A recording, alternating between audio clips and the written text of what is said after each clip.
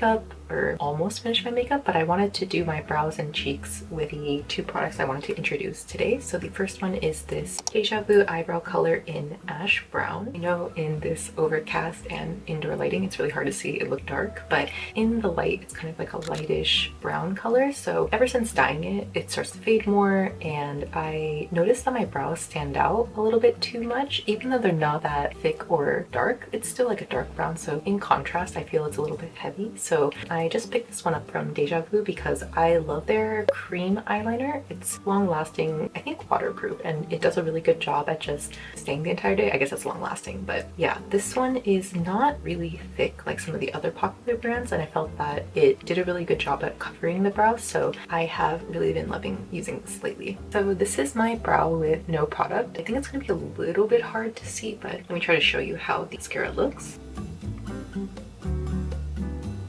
So this is what it looks like when it's there. Honestly, on camera it doesn't look that different, oops, but lightens up the brows a little bit. And I have been using eyebrow mascara first. I saw a video where somebody recommended if you feel that eyebrow mascara is too heavy for you, then try using it as the first step. Like, cover your brows to a certain extent, use pencil just to fill in the really sparse areas, and then top it off with powder, and you'll have a lot more natural of a look. So I have been following that order, and I think it's been working really well. So I'm gonna do my other brow and then we'll move on to the cheeks. Okay, we're feeling alive. I can't believe there was an era back in high school when I would just do eyeliner. Literally just eyeliner. Liquid black eyeliner, nothing else. No brows, no concealer, no nothing. I know that was the look at the time, but it's just crazy to think about now, especially considering how much the brows change the face.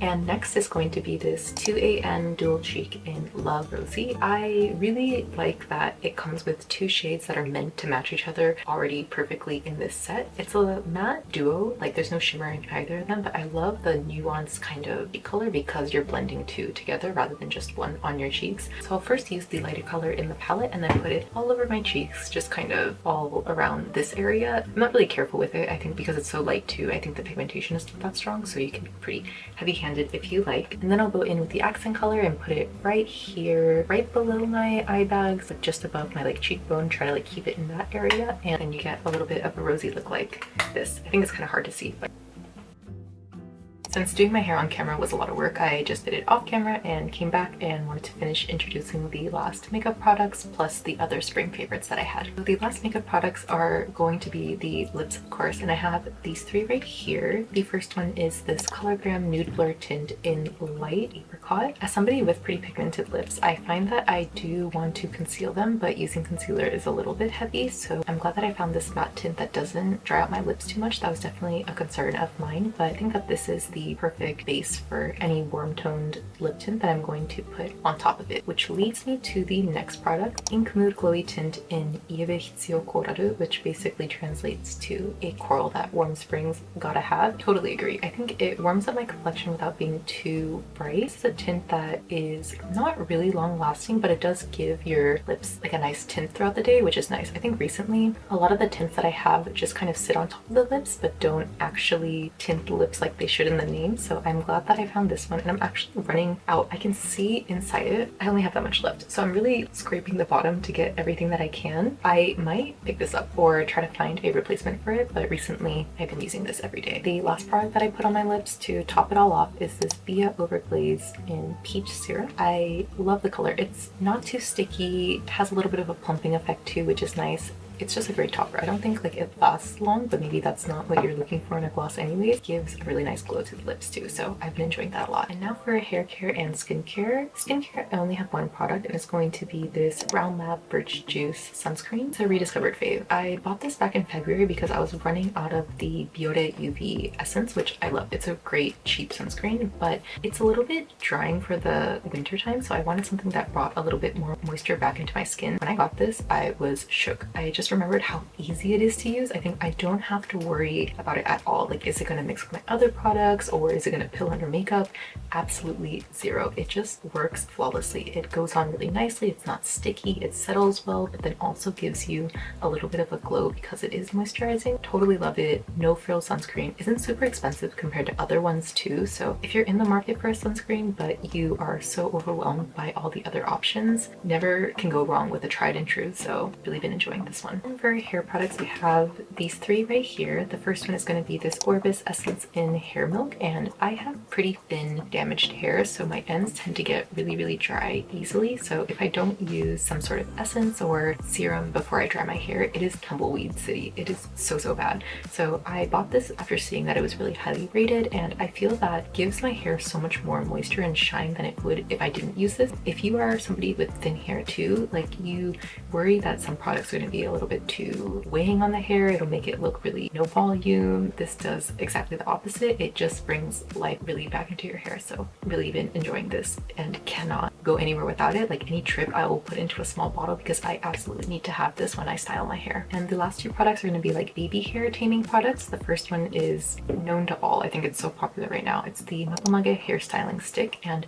this is a tried and true. If you're looking for a baby hair product, I would recommend trying this first before getting a mascara, which I'll get into next. But I am pretty much done with this, and then also bought the blue one, which is the more strong hold version. I don't know if I noticed like a significant difference, so I've kind of used this down to the nub, and this is just the one that I carry in my purse now because I always need to touch up just in case the wind or my hat creates a bunch of baby hairs. So all you do is you rub it against your hair and then the baby hairs will go down, and I think that it does a pretty good job of holding it too. So really cheap, really great way to kind of make your hair look a lot more put together. So really worthwhile purchase. And as I was saying, like if you go into the baby hair treatment section, you'll see a lot of like mascara ones, and then I was worried that these would be too heavy on my hair, but I've been pleasantly surprised. I bought this on a trip when I forgot to bring this like matomage balm, and literally just a mascara one, and all you do is you run it along your hair. If you're worried about volume, this might be better, but I don't think the hold is as good as the matomage, so there are definitely pros and cons to both. I don't think that this is really heavy, so this is definitely like the winner among the two, though I think that this is really easy to use on the front of my bangs where I have some damage because I style them every day, so definitely has really good perks. So I probably use this on my bangs when I see any like flyaways or baby hairs sticking out, and then I'll use this one on my roots up here. So really been enjoying these. I think I can't go anywhere without them. They're always in my purse. And the next category is going to be clothes. I recently found this brand off of Mushinsa, which is called General Idea, and I really like them because they're not super expensive, but they have what I feel are elevated basics. Like they are nothing too crazy in design, but do give something that's a little bit more interesting than just your average top. So I got these three here. I think each of them are really nice for the spring and summer. They're not really heavy materials. They are very breezy and easy to style, and for me the key point, won't show my sweat. So I'm very excited to just wear these throughout spring and summer this season. And I have a couple of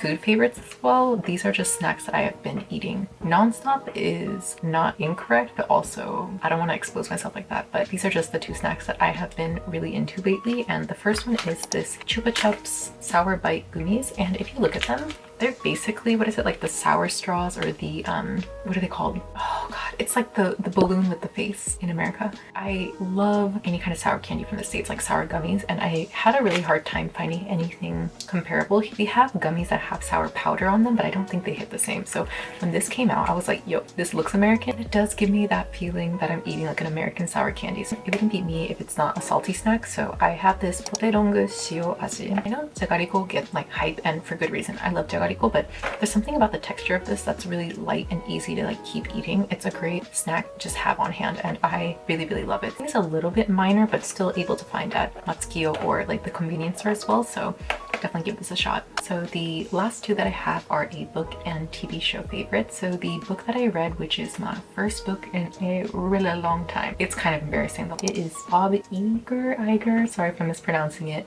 but it's Ride of a Lifetime, and he was Disney's CEO, and it kind of just documents his journey from his early career to leading Disney at the time of all this like technological change. I really enjoyed seeing his approach as a CEO and like how he puts people first. I think there are a lot of good ways to approach working with people inside it and things to keep in mind as you just kind of go about your work. Had a really fun time reading it. It was actually a book that my friend's husband recommended that Yoda and I read because he wanted to hear our input on it, and I'm so glad that he did because I kind of find autobiographies a little bit boring, but this one was really fun and fast to read. I was surprised that by the time I had checked how far I was in the book, I was already like 80 something percent, and I was like, oh, that's good. I think you need that book to get you back into reading, right? Especially if you haven't done it in a long time. So I would definitely recommend it. I think it's an easy read and just has a lot of good like tidbits inside as well. And then for the TV show, it's gonna be a trashy fave. Is it that trashy? Love is Blind? Yoda and I have been watching it every single night at dinner, and we are finally caught up to the most recent season, like season 8, and we have really been enjoying it. It's really entertaining for us. You sometimes just want to have a show where you don't need to put too much brain power into, and for us that is Love is Blind. We just really enjoy seeing their like journeys as couples. There's some really good couples in there, and there's some people that are a little crazy, but they also make the show really entertaining. So definitely a show that we love watching, and if you are interested in kind of reality TV, I do think it's a worthwhile watch. And that is all, I think. Thank you so much for watching. I hope you found it at least a little bit interesting, and if there's anything that you've been enjoying recently, please let me know in the comments below, and I will see you in the next one. Bye!